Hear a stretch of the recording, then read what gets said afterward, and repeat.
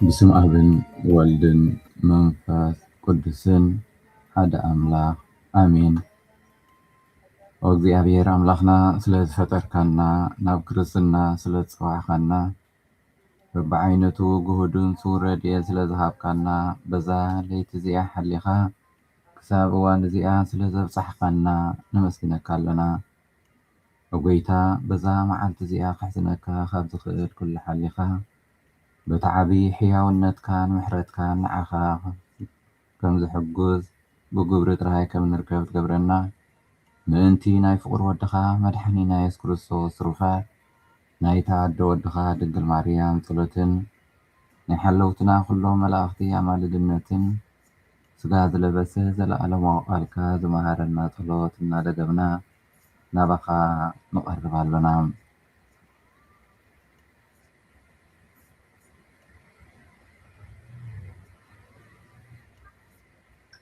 አቦና ኣብ ሰማይ ትነብር ስምካ ይመስገን መንግሥትኻ ትምጻእ ፍቃድካ ኣብ ሰማይ ከም ዝኾነ ከምኡውን ኣብ ምድሪ ይኹን። መግቢ ዕለትና ሎሚ ሃበና ዝበደልና የቕረበለልና ንሕና እውን ንዝበደሉና ይቕረ ከም እንብል ኣብ ፈተና ይተእትወና ካብ ክፉእ ኣድሕነና ከመይ መንግስትን ሓይልን ክብርን ንዘለዓለም ናትካ እዩ ኣሜን። ሰላም ንዓኺ ኦ ማርያም ጸጋ ዝመልአኪ እግዚኣብሔር ምሳኺ እዩ እንካብ ኣንስቲ ዝተባረኪ ኢኺ ናይ ከርስኺ ፍሬ ኢየሱስ ዝተባረኸ እዩ። ኦ ቅድስቲ ማርያም ኣደ ኣምላኽ ለምንልና ንዓና ንኃጥኣን ንሕጅን ብጊዜ ሞትናን ኣሜን። ስብሃት ንኣብን ንወልድን ንመንፈስ ቅዱስን ይኹን ጥንቲ ከም ዝነበረ ሕጂ ከዓ ንወትሩ ንዘለዓለም ዓለም ኣሜን።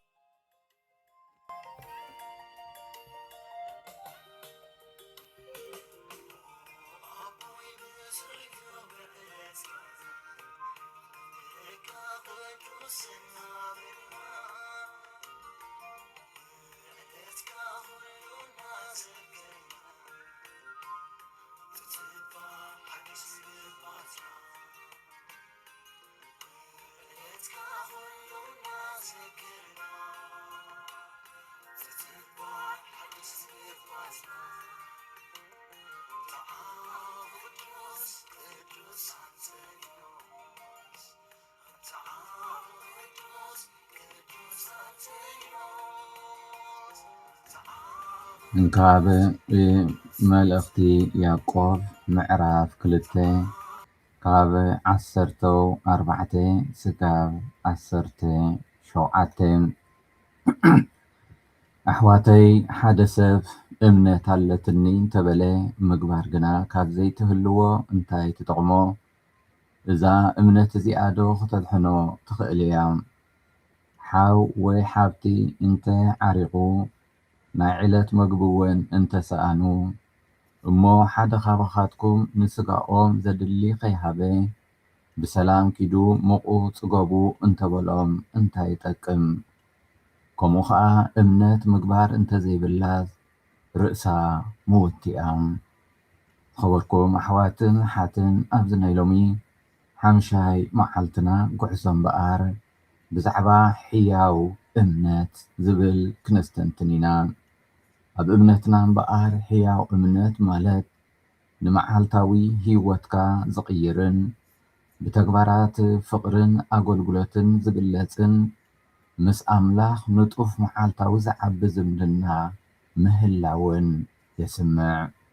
ስለዚ እግዚኣብሔር ኣምላኽና ብሓቂ ነቲ ዝተቐበልናዮ ብጥምቀት ዝተቐበልናዮ እምነት ከም ሃዋርያት ከም ደቂ ኣምላኽ መጠን እታ ዝተቐበልናያ እምነት ኣብ መዓልታዊ ህይወትና ብተግባራትና ብህይወትናን ብፍቕርናን በተሰናይ ተግባራትናን ኣገልግሎትናን ኣብ ዓለም ክንገልጾ እሞ እታ እምነትና ከዓ ሕያው ኮይና ክትነብር ንሕተት።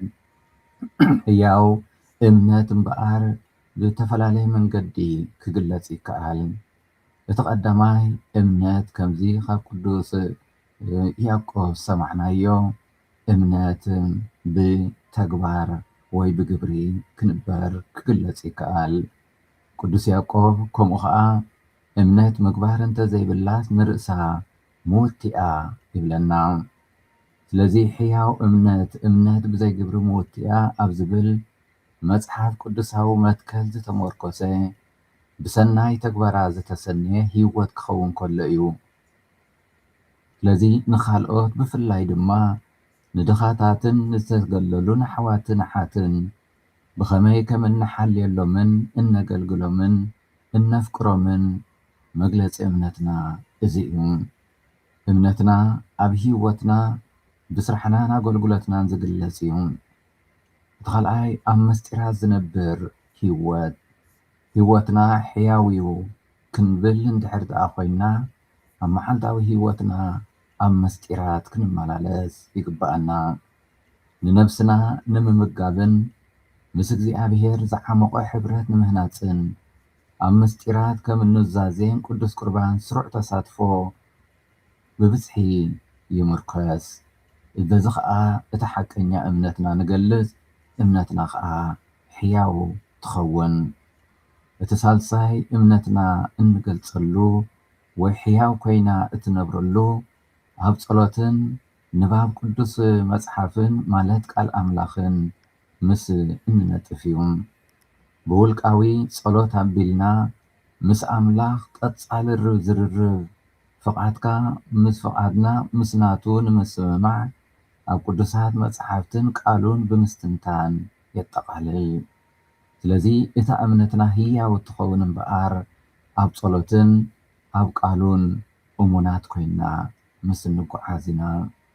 እቲ ራብዓይ ቅድስና ኣብ መዓልታዊ ምእንቲ ቅድስና ክንሰርሕ ሓረር ክንብል እንከለና እታ እምነትና ህያው ኮይና ትነብር። ስለዚ እቲ እምነትና ዝሓቶ ጽቡቕ ባህርያት ይቕረታ፣ ምሕረትን ሞራላዊ ህይወትናን ናብራ ኣብ መዓልታዊ ህይወትና ክንነብሮ ክንጽዕር የድሊ። እዚ ኣብ ገዛ ይኹን ኣብ ስራሕ ቦታ ይኹን ኣብ ውሽጢ ከባቢናን ነዚ ሃረርታ እዚ ክነንጸባርቕ እንከለና እታ ዝተቐበልናያ እምነት ሕያው ኮይና ትነብር ኣላ። ሓደ ኣብዚ ንገዛእ ርእስና ሕቶ ክንሓትት ከመይ ጌርና ኢና እምበኣር ኣብ እምነት እንዓቢ? ሓደ ካብቲ ነዚ ዕብየት እዚ ዝጠልቦ ነገር እንተሃልዩ ነቲ መንፈስ እምነት እንብሎ ኣብ ኩሉ ኩነታት ንቑሓት ኣብ ህይወትና ምዝ መንፈስ እምነት ክጻረር ዝኽእል ዝኾነ ይኹን ነገር ምውጋድ የድሊ። ብኻሊእ ኣዘራርባ ምቕሉል ዝኾነ ክርስትያናዊ እምነትና ምዕቃብ ምንባር እዩ። ብዙሕ ግዜ ብዛዕባ እምነት ሕቶታት፣ ጥርጣረታት፣ ፈተናታት ኣሎናን ይመጻናን። እዚ ከዓ ንቡር እዩ። እንተኾነ ግና ከም ኣመንቲ ክንሓስበሉን ኣብኦም ክንሓድርን የብልናን። ነዚ ነገራት እዚ ክነስተንትነሉን ክንሓስበሉን መልሲ ክንደልየሉን ጽቡቕ እዩ። እንተኾነ ሓደ ግዜ ግን ኩሉ ከምዘይንርድኦን ኩሉ ክንገልጾ ከምዘይንኽእልን ፈሊጥና ጥራይ ብእምነት ክንቅበሎ የድሊ። እኖና ቅድስት ድንግል ማርያም ብሰብኣይ ዘይትፈልጥ ብኽጠንጽ ኢኺ ወዲ እውን ክትወልድ ኢኺ እናበለ እቲ ገብርኤል መልኣኽ ምስ ኣበሰራ ኣብ መጀመርያ ሕቶ እኳ እንተቕረበት ኣብቲ መጨረሻ ግን ከም ዝበልካለይ ይኹነለይ እናበለት ብእምነት ተቐበለቶ።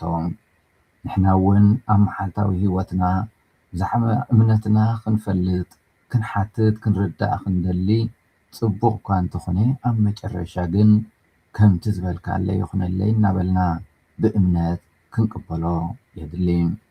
ኣብዚ እቲ ምቕሉልን ትሑትን ዝኾነ እምነት ዘድልየና።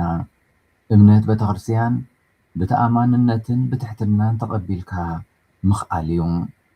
ኣብ ህይወትና ዘሎ ኩሉ ነገር ክንርድኦን ክንፈልጦን ከም እንኽእል ብምቕባል ንርእስና ሙሉእ ብምሉእ ናብ ኣምላኽ ምውካል ማለት እዩ። ንኹሉ ክንገልጾ ከም እንኽእል ንመስል ንኹሉ መልሲ ናይ ምርካብ ድሌት ኣለና። እዚ ድማ ነቲ ሓቂ ምድላይ ዘይኮነ ዝያዳ ውፅኢት ናይቲ ሰብኣዊ ድሌት ንምርግጋፅ ዝግበር እዩ። ስለዚ ከምቲ ቀዲመ ዝበልክዎ ኣብ ሂወትና ዘሎ ኩሉ ነገር ክንርድኦን ክንፈልጦን ከም ዘይንኽእል ፈሊጥና ሙሉእ ብምሉእ ኣብ ኣምላኽ ተወኪልና ምኽኣል የድሊ። ሓደ ካብቲ ፍሉይ ጌጋታት ናይዚ ዘመንና እምበኣር ብዛዕባ ኩሉ ነገር ክንሕበር ክንፈልጥ ንደሊ። ኩሉ ግዜ ብዛዕባ እዋናዊ ሓድሽ ነገራት ክንፈልጥ ክንሕበር ንደሊ። እዚ ድማ መቕሉልነት እምነትና ከም እንስእንን ከም እነጥፍእን ይገብረና። መወዳእታ ዘይብሉ ፍልጠት ኣብ ምድላይ ግዜና ክነጥፍእ ንኽእል። ዘድሕነና ብዝሒ ፍልጠትን ሓበሬታን ዘይኮነስ እምነትን ኩሉ ድሌትናን ባህግናን ኣብ ኢድ ኣምላኽ ሓሊካ ምኽኣል እዩ። ሓድሽ ነገር ምስ ዘድልየኒ ናብ ቅዱስ ጳውሎስ ሓደ ቅዱስ ፀሓፋይ ሓደ ነገር ምስ ዘድልየኒ ይብል ናብ ቅዱስ ጳውሎስ እየ ዝጎይ ወይ ዘንብብ ቃሉ ዘንብብ መልእኽቱ ዘንብብ። እቲ ዳሕረዋይ ዜና ኣዝዩ ቀልጢፉ ይብስብስ። እቲ ሓደ ሓቀኛ ሓድሽ ዝበሃል ነገር ግን ፍቕሪ ኣምላኽ እዩ። እዚ ፍቕሪ እዚ ድማ ኩሉ ግዜ ሓድሽን መንእሰይን እዩ ይብለና። ስለዚ ንሕና እውን ኣብ መዓልታዊ ሂወትና እቲ ክንደልዮ ዘለና ዜና እቲ ክንደልዮ ዘለና ሓበሬታ ፍቕሪ ኣምላኽ እቲ ሓድሽን መንእሰይን ዝኾነ መወዳእታ ዘይብሉ ኩሉ ግዜ እናተሓደሰ ኣብ ሂወትና ዝኸይድ ፍቕሪ ኣምላኽ ክኸውን የድሊ። ካሊእ ምስ መንፈስ እምነት ዝፃረር ብተደጋጋሚ ዝርአ ኣተሓሳስባ ድሕነት ኣብዚ ናይዚ ዓለም ነገራት ምድላእ እዩ። ኩሉ ግዜ ኣብ ገንዘብ ኣብ ፍልጠት ወይ ብኻሊእ ውሑስ ክትከውን ምድላይ ብነገራት ኩሉ ግዜ እኹል ሓይሊ ትምህርቲ ብቕዓትን ኣገባብን ክህልወካ ምድላይ ሓደ ወይ ካሊእ ነገር ክትገብር እዚ ኩሉ ኣብ ፍርሒ መሰረት ዝገበረ ድኻምነት ናይ እምነት እዩ። ነቲ ዝወሃበና ውሕስነት ክንቅበሎ ኣለና። ዝከኣለና እናገበርና ብጥንቃቐ ብእምነትን ተስፋን ከም እንረኽቦ ፈሊጥና ብእምነት ኣብ ቂድሚ እግዚኣብሄር ኣብኡ ተወኪልና ክንስጉም እግዚኣብሄር ይሓተና። ካብ መጠን ንላዕሊ ውሕስነትና ኣብዚ ናይ ዓለም እዚ ነገራት ምግባር ኣብ መወዳእታ ንመንፈስ እምነት ሙሉእ ብምሉእ ቀቲሉ ናይ እግዚኣብሄር ተኣማንነት ሓይልን ከም ዘይነስተማቕር ይገብረና። እምነትና ከም ዝሕትል ይገብረና። ብመንፈስ እምነት ምንባር ማለት እምበኣር ኣብ መወዳእታ ኩሉ ኣብ ኢድ ኣምላኽ ምዃኑ ምእማን ማለት እዩ። ብርግፅ እግዚኣብሄር ዘይደልዮም ነገራት ኣለዎ። እዚኣቶም ውፅኢት ጌጋታት ደቂ ሰባት እዮም። ስለዚ ንኩሉ ብእምነትን ተስፋን ክንቅበሎምን ክንጽልየሎምን ይግባእ። ኣብ ኢድ እግዚኣብሄር ከም ዘለና እምበር ግዳይ ኩነታት ወይ ጌጋ ካልኦት ከም ዘይኮንና ክንኣምን ይግባእ። እምበኣር ንቅዱስ አንጦኒዎስ ሕያው እምነት ኣብ ሱር በትኻዊ ዝኾነ ተኣዝዞ ሙሉእ ብምሉእ ብኩሉ ኣብ እግዚኣብሄር ምውካል ብተወሳኺ ሙሉእ ብምሉእ ካብ ዓለማዊ ጣዕሚ ወይ ምቾት ምፍላይ ዝገልጽ እዩ ዝነበረ። ስለዚ በዚ ጸሎት እዚ እንገብሮ ዘለና ጉዕዞ እምበኣር ኣብ ሂወትና እታ እምነት ሕያው ኮይና ንኽነብር ኣብነት ቅዱስ አንጦኒዎስ ብምኽታል ሓደ ሱር በትኽ ዝኾነ ተሓድሶ ክንገብር እዚ ከዓ ኣብቲ ሙሉእ ብምሉእ ተኣዝዞ ኣብ ቃል ኣምላኽ ክንገብሮ ሙሉእ ብምሉእ ኩሉ ኣብ እግዚኣብሄር ትውክልትና ክኸውን ብተወሳኺ ከዓ ናይዚ ዓለም ዝጣዕሚ ዘይኮነ እቲ መንግስቲ እግዚኣብሄር ዘዳለወልና ዘለዓለማዊ ጣዕሚ ንምውራስ ንምሓዝ ወትሩ ክንሰርሕ የድሊ። ስለዚ ቅዱስ አንጦኒዎስ እምበኣር ንእምነቱ ሱር በትኻዊ ተኣዝዞ ይነብር ነበረ። ወለዱ ምስ ሞቱ ቅዱስ አንጦኒዎስ ነቲ ዝስሕብ ቃል ኣምላኽ ሰምዐ። ማቴዎስ 19:21 እምበኣር ፍጹም ክትከውን እንተደሊኻ ኪዘለካ ሃብቲ ሸይጥቃ ንድኻታት ሃብ ኣብ ሰማይ ድማ ሃብቲ ክትረክብ ኢኻ እሞ ንሓሰዓበኒ ዝብል ቃል ኣምላኽ ሰምዐ ብኡ ንብኡ ድማ ኩሉ ሃብቱ ሓዲጉ ንሓፍቱ ኣብ ገዳም ብምውፋይ ኣብ በረኻ ግብፂ ጽኑዕ ጸሎት ዝመልኦ ህይወት ንኽነብር ወሰነን ተቐበሎን እምነቱ ኣብ ኣዝዩ ተነጽሎ ዝመልኦ እዩ ዝነበረ ኣብኡ ከዓ ብቓሉን መንፈሳውነቱን ንፈተናታት ይቃለስ ነበረ ስለዚ እግዚኣብሔር ኣምላኽ ሎሚ እውን ንሕና ኣሰሮ ክንክትል ጽንዓቱ ሕያው እምነቱ ንጡፍ ንቕሓት ነበሮ ቀጻሊ ጸሎትን ኣብ ልዕሊ ምድራዊ ድልየታት ኣብ ምድራዊ ሓይሊ ዘይኮነ ኣብ መለኮታዊ ሓይሊ ብምውካል ከም ዘድሊ ብህይወቱ እናመስከረ ብቅድስና ይነብር ነበረ እቲ ሕያው ዝኾነ እምነቱ ንትምህርቲ ቤተ ክርስቲያንን ኣንጻር መናፍቕነትን ንምክልኻል ንድኻታት ንምግልጋልን ህይወቱ ከወፊ ገይርዎ ስለዚ ሎሚ እምበኣር ነዚ ክነስተንትን ከለና ንሕና እውን ኣብ መዓልታዊ ህይወትና ብሓቂ እምነት ብምግባር ኣብ ተግባር ክነሰንያ ተግባር ዘይብሉ እምነት ምዉት ምዃኑ ፈሊጥና ኣብ መዓልታዊ ኩሉ ግዜ እቲ እንገብሮ ብእምነት ክንገብሮ ነቲ እናኣምኖ ከዓ ብሰናይ ተግባራት ብናይ ፍቕሪ ስራሕ ክነሰንዮ እግዚኣብሔር ኣምላኽና ንነፍሲ ወከፍና ይሓግዘና ኣቦና ኣብ ሰማይ ትነብር ስምካ ይመስገን መንግስትኻ ትምጻእ ፍቓድካ ኣብ ሰማይ ከም ዝኾነ ከምኡ እውን ኣብ ምድሪ ይኹን መግቢ ዕለትና ሎሚ ሃበና ዝበደልናካ ቅረበለልና ንሕና እውን